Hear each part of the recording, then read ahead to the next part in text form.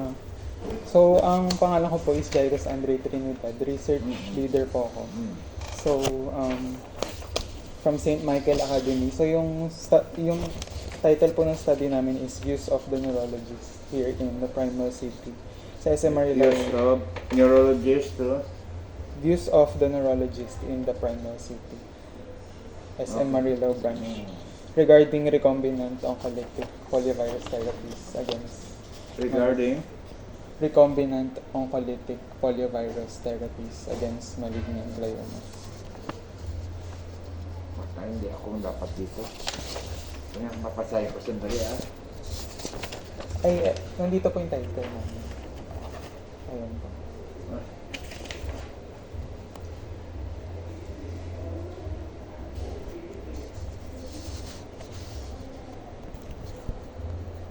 Malalim to. Ayan po yung questions.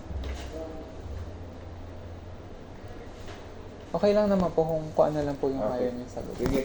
Sige po.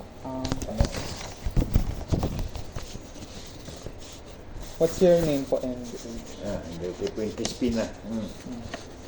Ilan taon na po kayo? 72.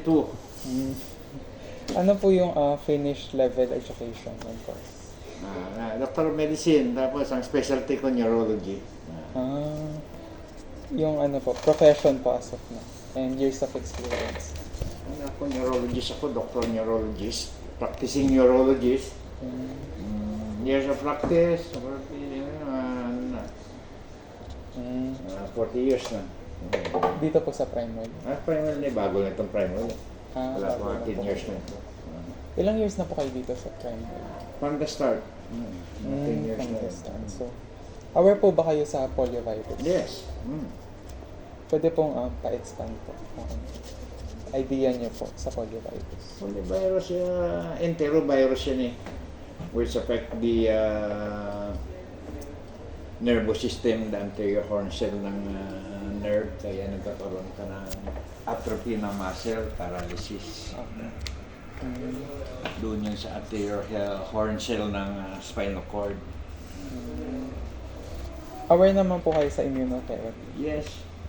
Pwede po pa-expand po ng Ang idea. immunotherapy ay you introduce certain kahit hindi virus, certain chemicals o virus para ma-stimulate ang immune response mo to fight certain disease, di ba? So, aware po kayo na ginagamit po yung poliovirus as immunotherapy against malignant glioma? Under study yan pero hindi pa definite wala pa lang conclusive report about that. Pero if kayo po tatanungin, would you consider immunotherapy po an effective therapy? Why not? Kasi immunotherapy hindi yan invasive wala masyadong side effect. Hindi kagaya ng chemotherapy na masyadong side effect ng gamot. Ano po bang pinakaiba ng chemotherapy and immunotherapy? Chemotherapy kasi chemicals yan gaya ng mga antibiotics na yan, mga chemicals na to fight the malignancy, acting on the nucleic acid or RNA o DNA ng malignant cells. So, may experience na po ba kayo sa nagkaroon ng patient po na nagkaroon ng malignant glioma? Yes. Ano pong ni-recommend yung treatment? Malignant glioma kasi masyadong invasive tumor yan sa brain, which